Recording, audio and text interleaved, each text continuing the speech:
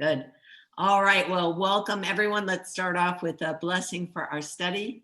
Baruch atah Adonai Eloheinu melech haolam asher kidshanu b'mitzvah v'tzivanu la'asok b'divrei Torah. So we are just finishing up Genesis chapter 2, verse 18. We spent a lot of time talking about it's not good for the human to be alone. I'll make a fitting helper for him. So we talked a lot last week about being alone, being in community, and particularly how that functioned around the time of mourning. So that was a super interesting conversation. We didn't get a chance. There was one more perspective on that text that I wanted us to read. It comes from this book, On Sacred Ground. So you should have a copy of On Sacred Ground. It's on page 22, this particular reference on this verse 2:18. So again, this book is Jewish and Christian clergy who were asked to write 600 words about their favorite verse in the Torah. So not every verse is covered, but there happens to be a comment on this verse, and it is from a rabbi, a well-known rabbi, as a matter of fact, Sharon Brous of Ikar.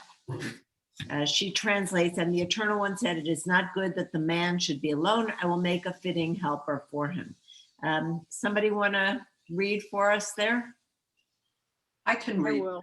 Oh, go ahead, Willa. Willa, did I hear you volunteer? Beginning with our rabbis teach. No, it should start start at the top. What love is? In my last year of rabbinical school, I accompanied my rabbi to a Shiva Minyan. It was the final day of the week of mourning for a beautiful and humble man who had suffered terribly from a debilitating illness. His daughter, who had spent every day for several years lovingly cleaning, feeding, and caring for him, was the primary mourner. She was grief-stricken. Her apartment had been transformed into a capacious, is that correct? Tribute to his memory, lined with photographs and handwritten letters. After reciting the mourner's Kaddish, my rabbi picked up a photo of the woman's father. He handed it to her and said, "Say goodbye to your father right now in front of all these people. He is dead, but you are still alive." She cried out in anguish and held the photo against her chest. I was horrified by his forcefulness, his abruptness. For several minutes, we sat in excruciating silence, witness to her broken-heartedness. But finally she stood, looked deeply into her father's eyes in the photo, and said goodbye. Then we all got up and walked around the block, signifying the end of the most acute stage of grieving, and sang a sad but hopeful hallelujah. I learned that morning a bit about what love is. Our rabbis teach that when God created Eve to be Adam's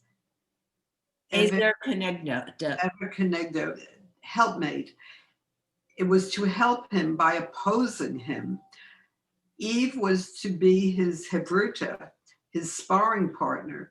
Her purpose was to push him beyond what he was comfortable with, what he would naturally come to on his own. Lo tov adam levado. It's not good for a person to be alone, because Jews live dialogically, we argue, we interact, we wrestle. The job of one partner is to help refine and strengthen and hone the other, not through acquiescence, but through loving challenge. Rabbi Yohanan and Resh Lakish were lifelong Hevruta in the Talmud. For each point that Rabbi Yohanan would make, Reb Lakish would offer 24 challenges. To each of those challenges, Rabbi Yohanan would give 24 answers until the truth would become clear to both of them. Truth emerges through rigorous, loving encounter. Somehow, through his willingness to touch her deepest pain, my rabbi dared to give that mourner her life back. I learned that morning that love is the willingness to speak exactly the truth the other needs to hear to begin to heal. And love is the willingness to hear it. It could be for a partner, a friend, a rabbi, a therapist, someone willing to shine a light into your heart and speak truth to you. The Talmud teaches that a person cannot free himself from prison. Love is about letting someone help you break free. Thank you so much. So very interesting perspective. It's interesting that she comes to it also from a discussion about mourning, which is came up in our conversation independently. But this idea of keneged being in opposition, that we all need help from someone who is willing to stand up to us, is the way Rabbi Brous is interpreting this verse. And a couple of you are in our Midah a month class, Musarvad. And the next Midah that we're going to be studying is the Midah of love. So how do we define love? Rabbi Brous is suggesting that love doesn't mean agreement. It doesn't mean total, unrelenting, unremitting support. It means having the courage to risk offering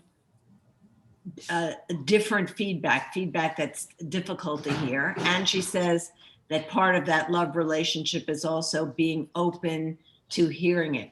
The rabbis say there is no love without rebuke.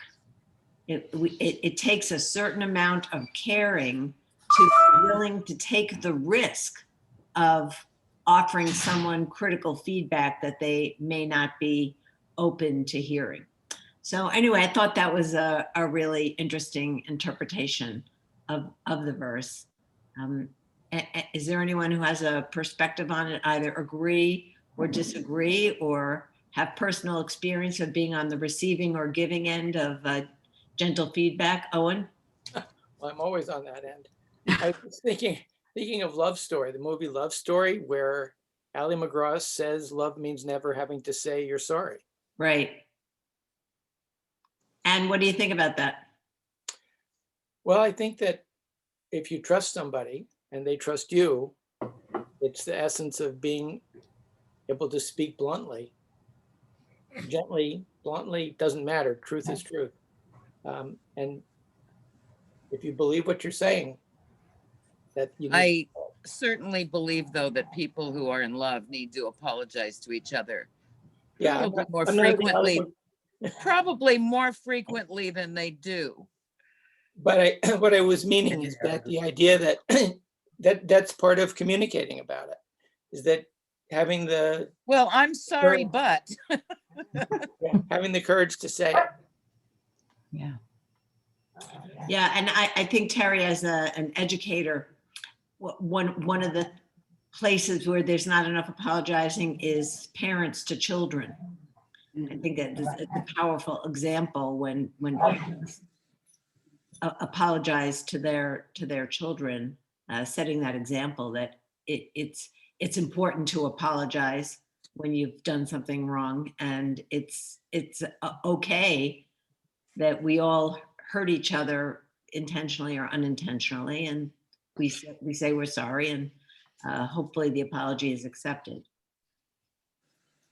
But yeah, I've never been a particular fan of love means never having to say you're sorry. Love means having to say you're sorry and having it be not destroy the relationship, maybe even strengthen the relationship. And of course, it's the same Ali McGraw. Yeah, I know. Isn't that a coincidence that she would come up twice today in the Torah study?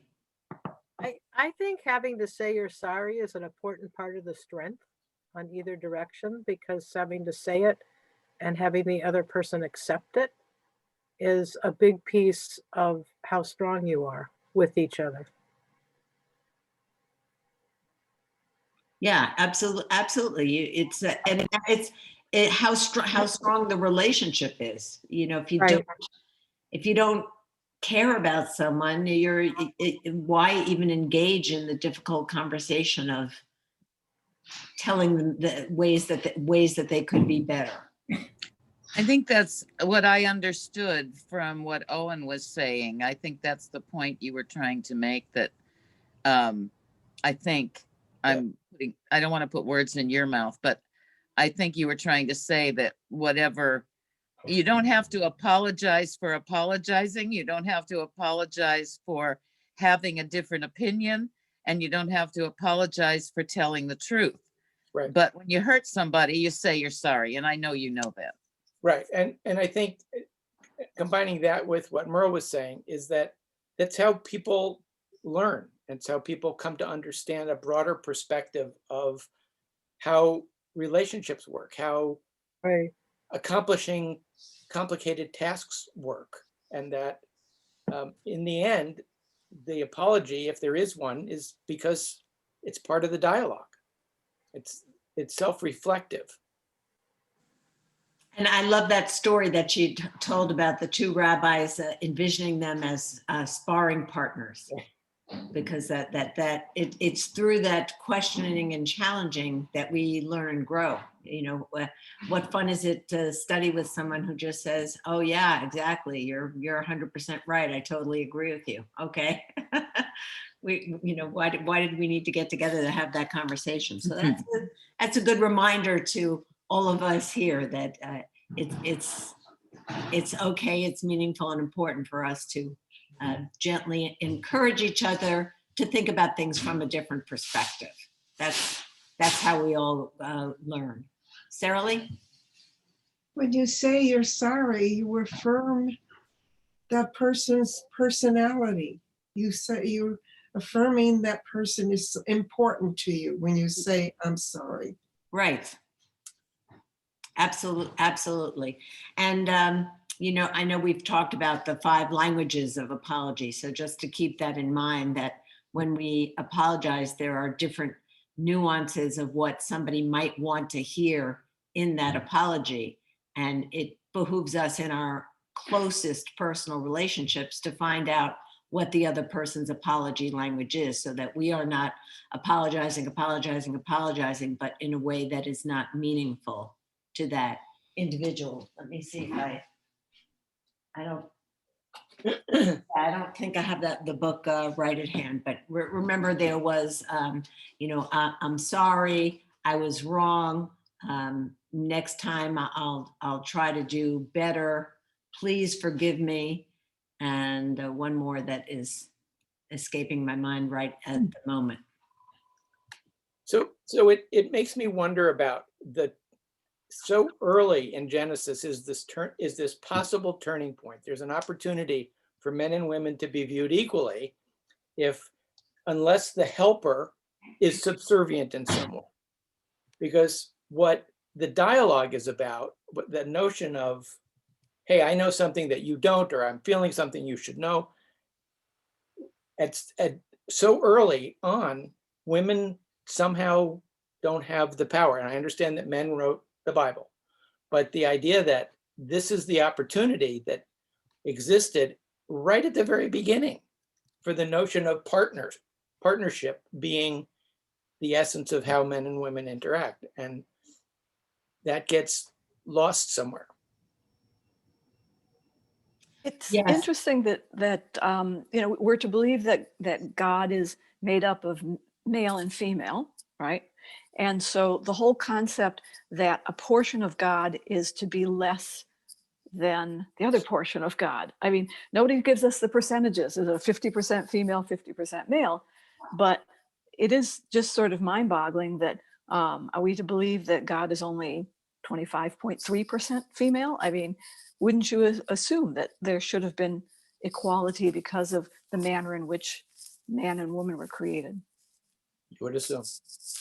Yeah, so the language is constrained also by the fact that Hebrew is a gendered language. So there's no opportunity for a neuter gender as there is, let's see, in German that I'm familiar with. Oh, Becca, I would rather think, God is everything. And then instead of us going up, it's more God and us going down. Then, each person is a certain portion of this and each person is that. And it's not really 50-50. I mean, I see where you're going, but I think we should start from the top down as opposed to bottom up.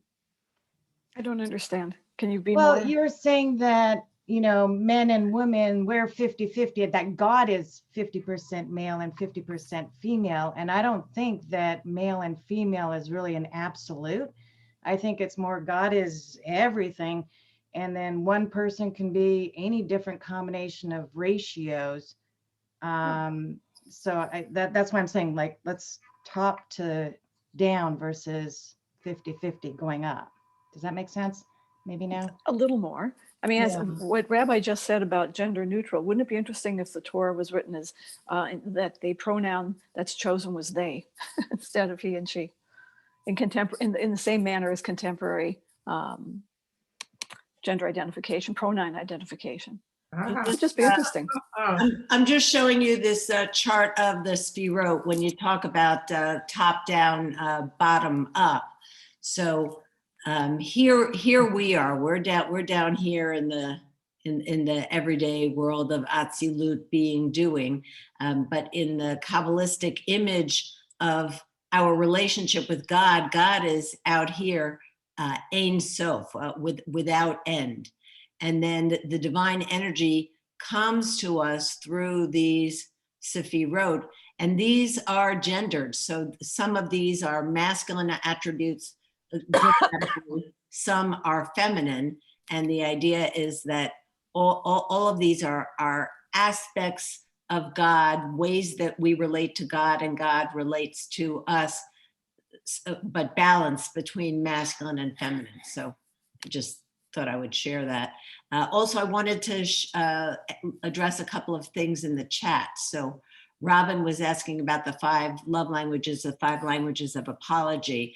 You might not have been here when we've talked about this, Robin. So the same author, Chapman, who pioneered the idea of the 5 love languages, applied the same theory to apologizing, that just as we each experience love in one of 5 primary ways, we each experience being apologized to.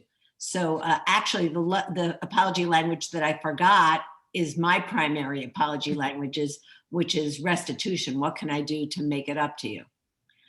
But his point was that if I say, I'm sorry, next time I'll do better, and my apology languages are restitution and a request for forgiveness, and I want to hear, what can I do to make it up to you? Will you please forgive me? Then I'm not going to really feel the apology because it's not in the language that I understand.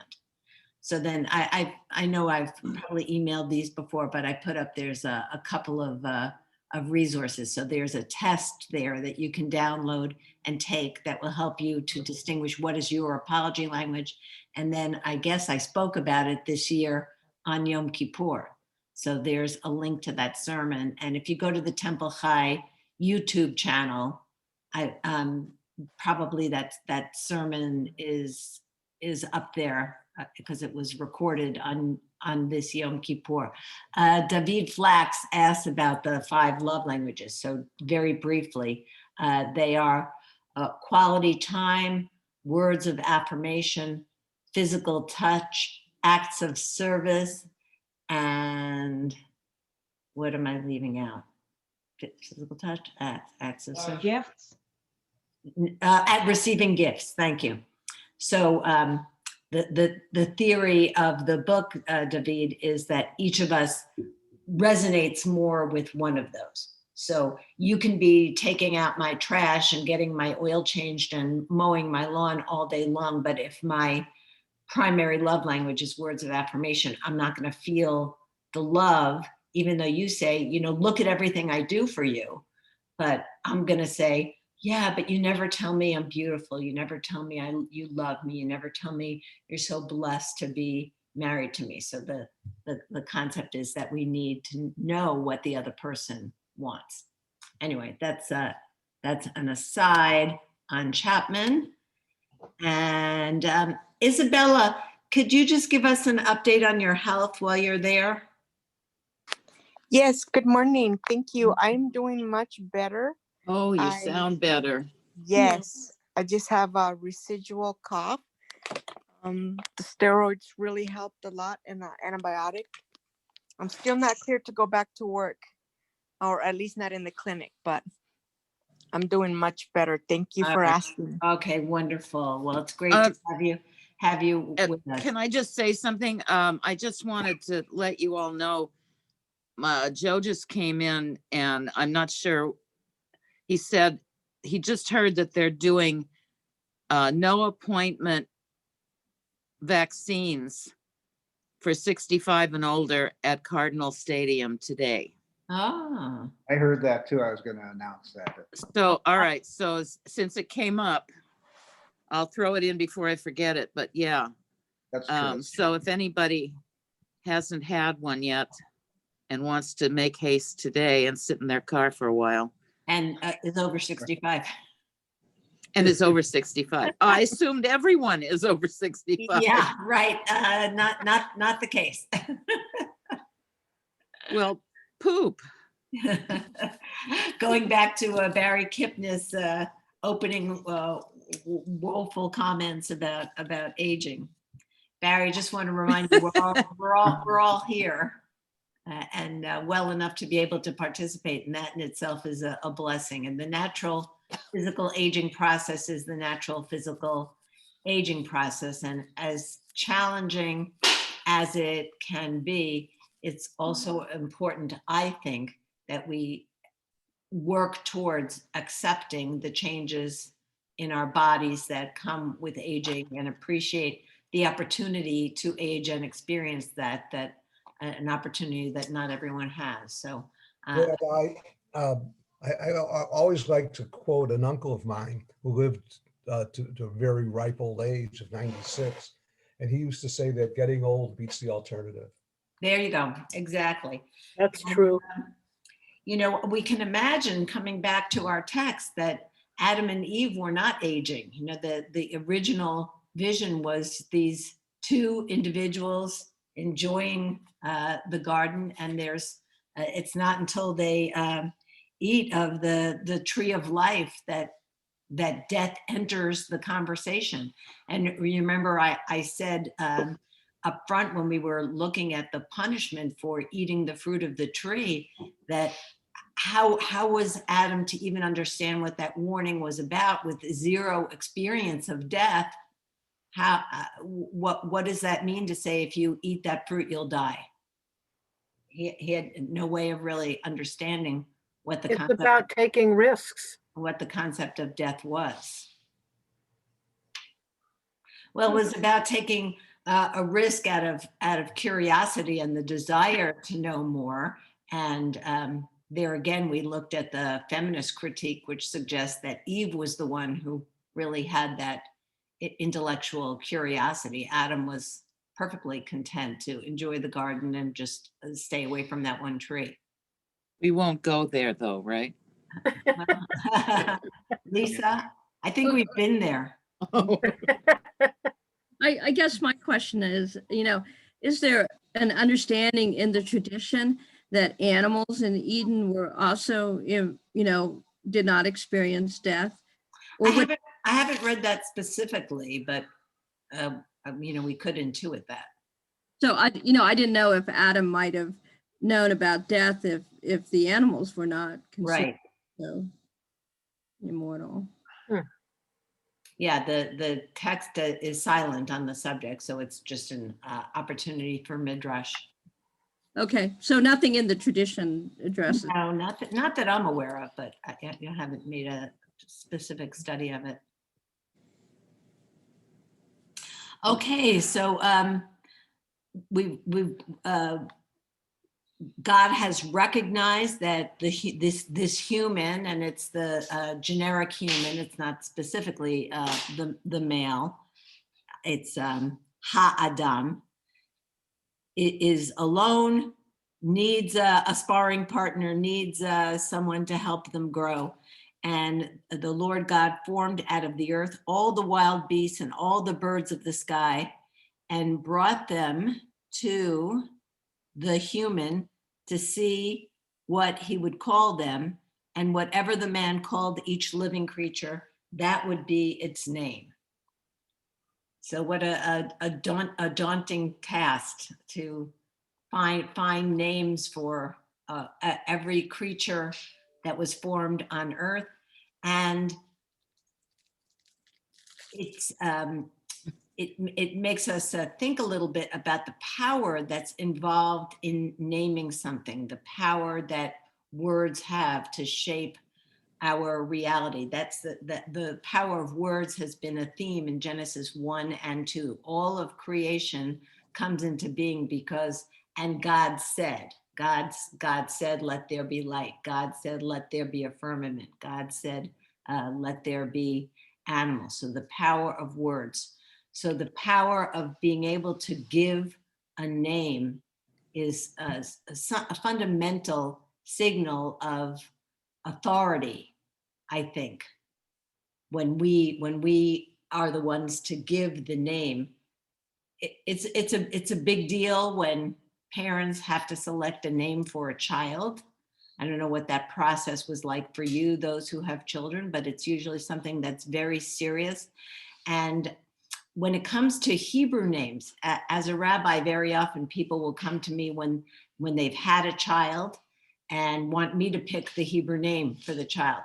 And I'm happy to support them in developing options, but I never want to take that power myself. That's the power inherent in that relationship of the parent to a child to select that name for that individual. So I might provide options and guidance, but ultimately it's really important, I think, that the parents be the one to select that name.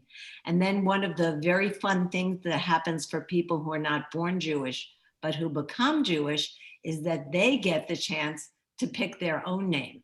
So it's always a very meaningful question. And I would say at every bet din that I've ever been a part of for conversion, that's been a question that we ask.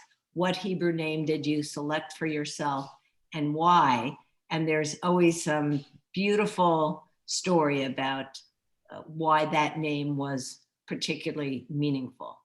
But this verse tells us that human beings, being the pinnacle of the creation, had the opportunity to give names to everything. And I think it speaks to the hierarchical vision of the creation here, with the human being the authority.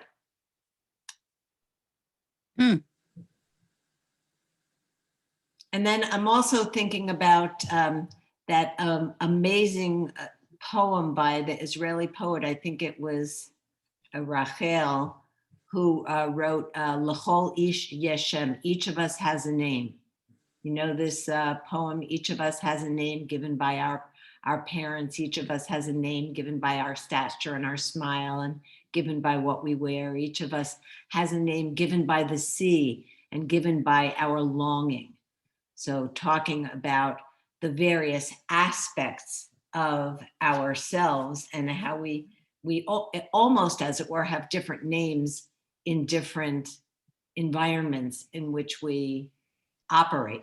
I'm thinking about that poem a lot. Our next prayer lab in February is going to be on the theme of the masks that we wear and how we wear different masks in, obviously connecting with Purim, different masks in different environments in which we function, in different relationships.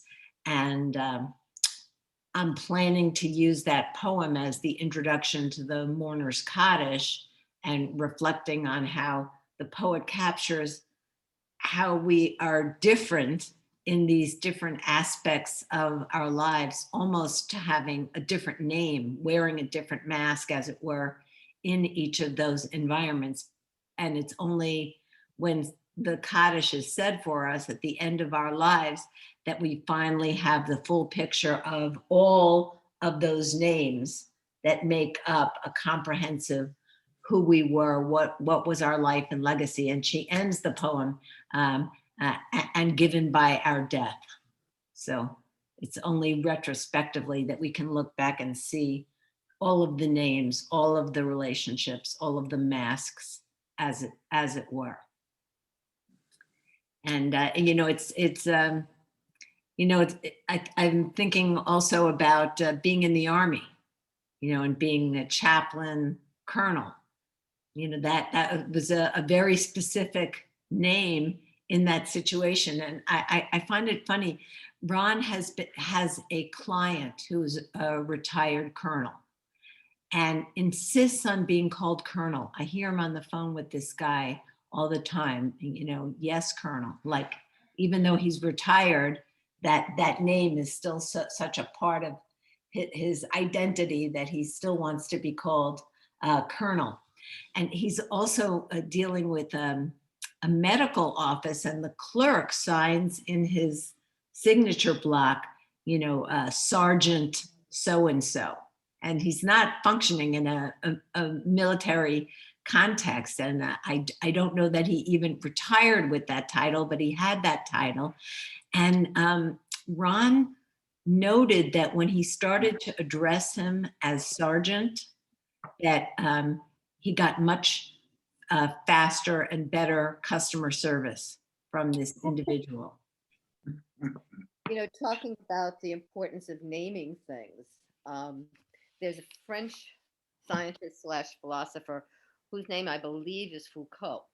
And he, in essence, said, if there isn't a name for something, does it exist? And here again, if we didn't have a name, how would we know what was in the Garden of Eden? Yeah, so I see Becca and Merle, but just to follow up, yes, when we name something, it gives us the ability to then talk about it, relate to it. That's why, having a vocabulary to talk about something is so important. And when we talk about the 5 love languages or the 5 languages of apology, I think that's a good example. Having the ability to identify what it is in the relationship that we want and need helps us to get what we want and need. Sometimes it's hard to even understand how we're feeling. Part of the process of therapy, I think, Owen and Felix could speak to this, is to help that person give a name to what it is that they're experiencing. And once we can name it, we can begin maybe to control it. And I think that's what's going on here with Adam and Eve and the animals. And was it Becca and Merle, and then Sarah Lee? So to extend what you're all saying, many years ago, I took some classes, like 7 years of classes with Marcy Lee about women in Torah and art. Wonderful class. I don't know if she still teaches it. She does. But does she? It's a fabulous class. With the Bureau of Jewish Education. She does a lot of teaching, and she's one of the great teachers in the Valley. She is. And so one of the things that we learned early on is that when a character in the Bible does not have a name, that it diminishes them, that to be named in a story, a narrative in the Torah, is to give them respect and to give them dignity. And it was interesting as we worked our way, like I said, 7 years to go through the cycle with her, that there are various people. For example, we talk about Potiphar's wife. She doesn't have a name. She's Potiphar's wife. She isn't given the dignity and the respect of her name mentioned. But we also don't have a name for Jephthah's daughter, because the story is always from Jephthah's perspective, but the daughter's pretty important. And so by giving a name, sharing that name, announcing that name, we elevate a person to a level of dignity and respect. And it's a great point, and I'm thinking about, film credits or TV credits, second girl from right. That's going to be at the very bottom of the credits as opposed to a character with a name. And I was just reading about some television production where it was very important to the writer and director that every single character have a name, even the most minor characters, and that, again, a way of conveying dignity and respect. Yes, Merle, and then Sarah Lee. I was just thinking that it's very important that when you give a child a name, that you, when they're old enough to understand why you gave them that name, both their name that they're called by every day and their Hebrew name, so that they understand why it was special to name them after this person or these people, whatever.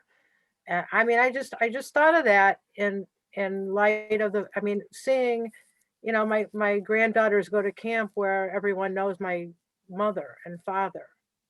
And so You've got mail. Excuse me. And especially like with Sasha, where she's my mother's clone, and everybody sits there telling her how special it is that she was named after this woman who was so special in all of their lives. So I think that that's a level of dignity, that these kids know who they were named after and why you chose that name and what was so important that you use that name for them. Yeah, so again, going back to like the baby naming ritual, I always tell the parents there's two important things that should happen at that ritual. Everything else is open. One is that we announce the name and say we declare her Hebrew name to be X, and to talk about how the name was chosen, in particular qualities of those ancestors that we hope that the child will have. So my mom has the funny experience of my grandmother felt that she needed to name my mom for some relative whose name started with an A, and yet my grandmother couldn't find any name that she really liked with the letter A. So my mom's legal name her first name is A. And my grandmother, somehow thought that she was going to be A. Sandra and grow up as Sandra or Sandy. And then when she became an adult, she would pick a name with the letter A. But of course, after, an entire youth as Sandy, what was she going to go back and find a name that began with A? All right, Sarah Lee, and then Barry. Barry Kipnis. To go along with that, it is a continuation of the family, and I think it's pretty much a Jewish thing where we want to name it after somebody who's passed away. In my family, my husband and my mother had a sort of an adversarial relationship at the very beginning of our marriage. That was very diplomatic. Yeah, and when I was pregnant with our first child, my grandmother had just passed away a year before. And so my mother said, "Oh, you will have a girl so that you can name him after Bubby. So you can name her after Bubby." And my husband kept saying, "No, I think I'd like a boy first." So for 9 months, they argued with each other. And of course, I had a boy. And when my husband called my mother to tell her that the baby was born, it's a boy, you know what she said to him? She said, "You got your way, didn't you?" When I was pregnant with my second child, my father had passed away. And she said, "You'll have another boy now, so you can name him after Daddy." And Bob said, "We have a boy, we're going to have a girl." And again, they argued. And of course, I had a girl.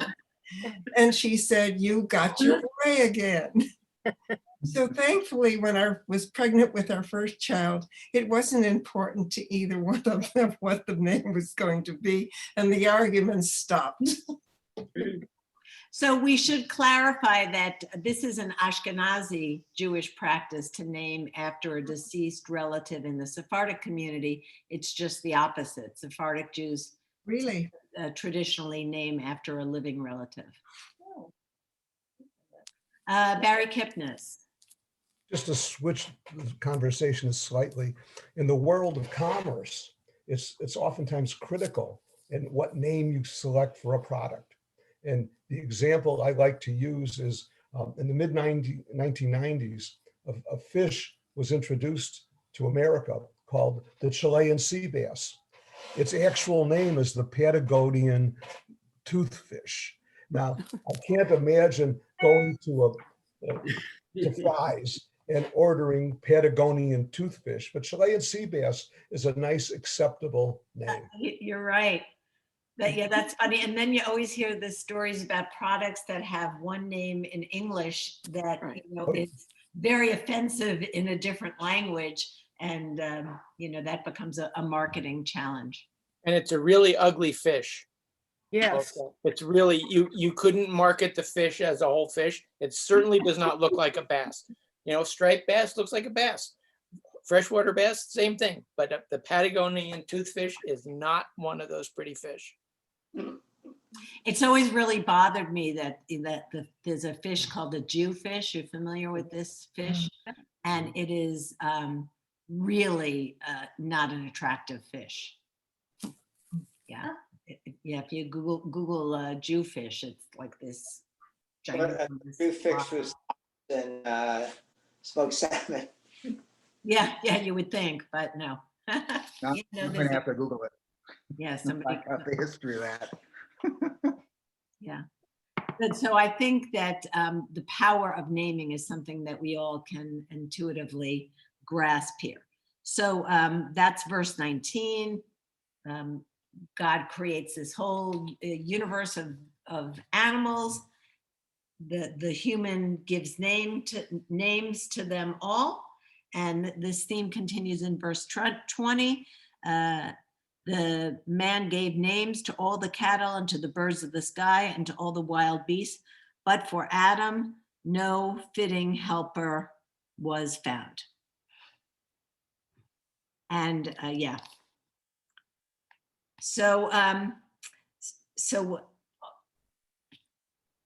it seems a kind of a simplistic to me, this idea that somehow one of these animals was going to be the right corresponding helper for Adam, but be that as it may. So Adonai Elohim cast a deep sleep on the human, and he slept, and he took from his ribs, and he closed the skin under it. So here's the famous story that Eve was created from the rib of Adam. The Midrash suggests so that she should always be close to his heart. It's a beautiful way of looking at it.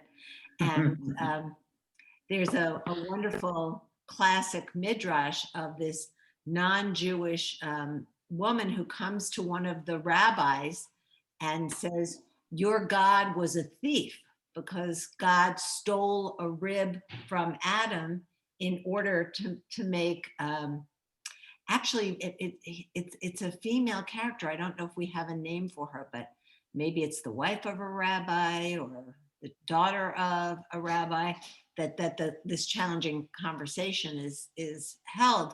Your God was a thief because God took a rib from Adam in order to create Eve. So the woman cries out in mock alarm, help, help, help. And some guards come rushing in. And she says, thieves broke into my house last night and they took my silver goblet and replaced it with a gold goblet.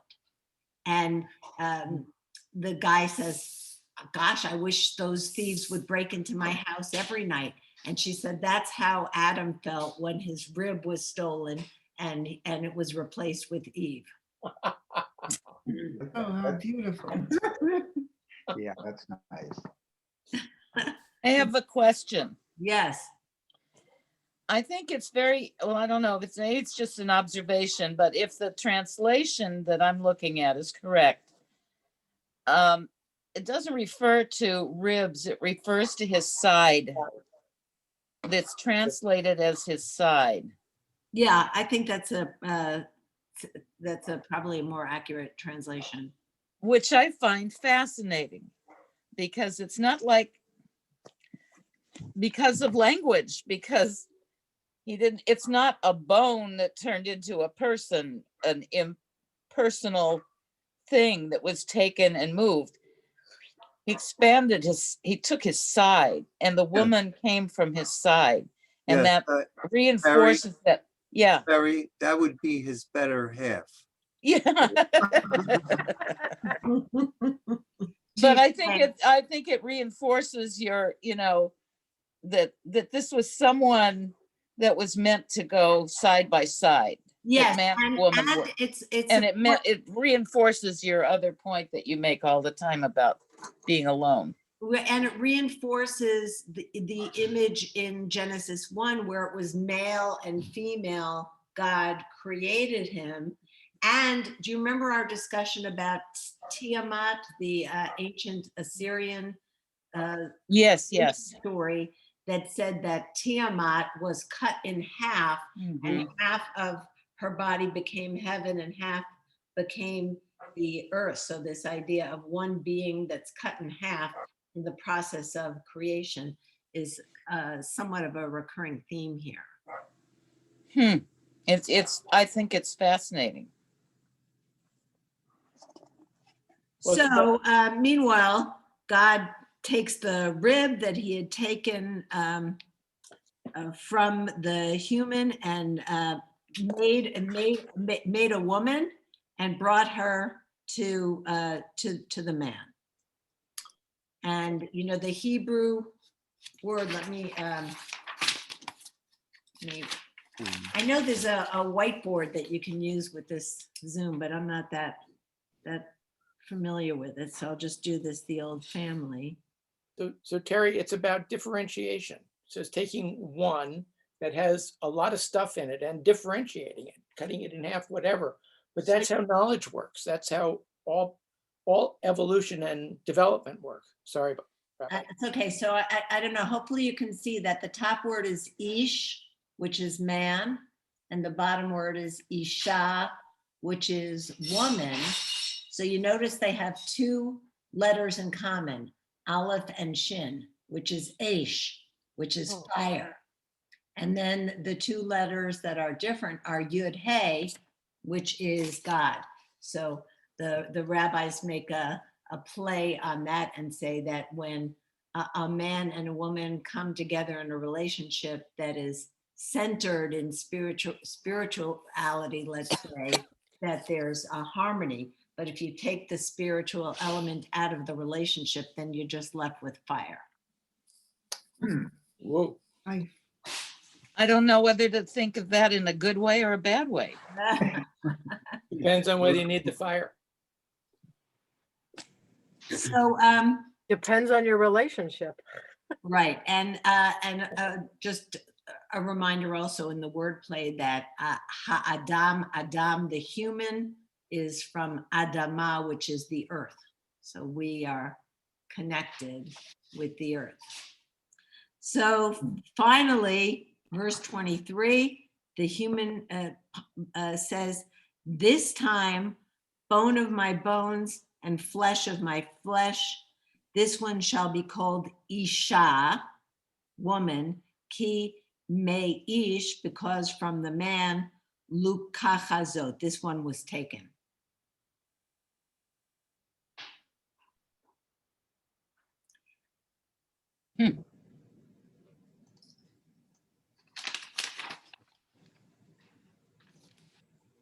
Ooh, look at the next verse. Yeah. That time ago, R-rated. I think it's interesting. So I just want to point out that this is the first time that Adam speaks. This is the first recorded human utterance in the Torah. And it's talking about the fundamental nature of this connection with a partner. So again, going back to not good to be alone, how much we need to be in relationships. So the first thing that he ever says is that this woman is close to me. So then Adam gets to name the woman. Yeah, and he's clever. He's fairly clever. He names her woman. Yeah, right. So Just brilliant. She wanted to be How did called he come up Sally. with that? Okay. Yeah. But in the contemporary translation, in some verses, he's referred to as man, and in others, he's referred to as human. But the woman is always acknowledged as the woman or she. Right. So what you want to look at in the Hebrew is sometimes we have Adam, which is a pronoun Adam, and sometimes we have Ha-Adam, which would be the human, or the man. But when it's Adam by itself, then it's the name Adam. When it's Ha-Adam, it's the human or the male, but not a pronoun. Is there any pattern as to when Ha-Adam is used and just Adam is used? It mostly in this story, we're still dealing with generics, so it's still the human. It's later on in the story we're going to get Adam and Eve. So I'd like Terry was already intrigued by the last verse. Therefore, a man leaves his father and his mother and clings to his woman, and they become one flesh. And interesting that it's his father and mother are specified there. Yeah, before there were fathers or mothers. Right. Yeah. Good point. Right. But It's called foreshadowing. Foreshadowing, yes, thank you. Well done, Terry. There was no father and mother to Adam. Right, but a lot of times the Torah is identifying human behavior and going back and trying to understand it. So this is the understanding of why that husband-wife connection is so strong, and that the man grows up and the natural order of things is for him to leave. I copied for you from pages 18 and 19 from this wonderful book. So this is called The Bible's Top 50 Ideas by Dov Peretz Elkins. So the other book was a compilation of thoughts. This is all from this one contemporary rabbi. He's still alive, Dov Peretz Elkins. So he just picked out 50 verses in the Torah that he thinks really teach us great and important ideas. And I particularly liked his reflections on this verse. It's pages 18 and 19. And we may have time to at least get into that. Does the Torah require that man leave his parents? So did anybody have it there who can read it? Sure. Thanks.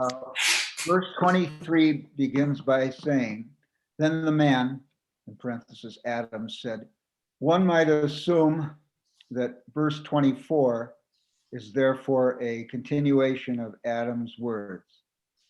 Rashi argues that only verse 23 contains Adam's words.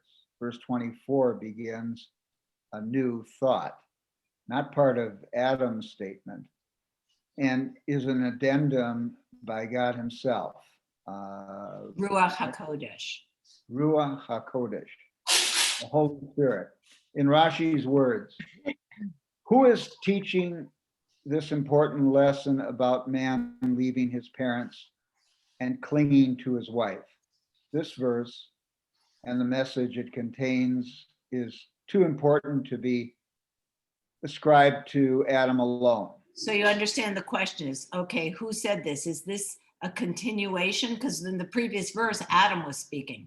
So is Adam still speaking, or is this God speaking? Is this the Ruach HaKodesh, the Holy Spirit, God speaking through Adam? So it's a question. Stan, you want to continue? Rabbi Samson Raphael Hirsch, taking a leaf from an earlier, is that a leaf? Yes. No, a leaf, okay, from an earlier idea in the Talmud suggests that we have here the basis for the prohibitions in Leviticus 18.6 to 18 of incestuous relations and have non-binding marriages. Children are in the category of, what is that? Mamzer. Mamzer? Yeah, right. Little bastards. Thanks, illegitimate Jewish law.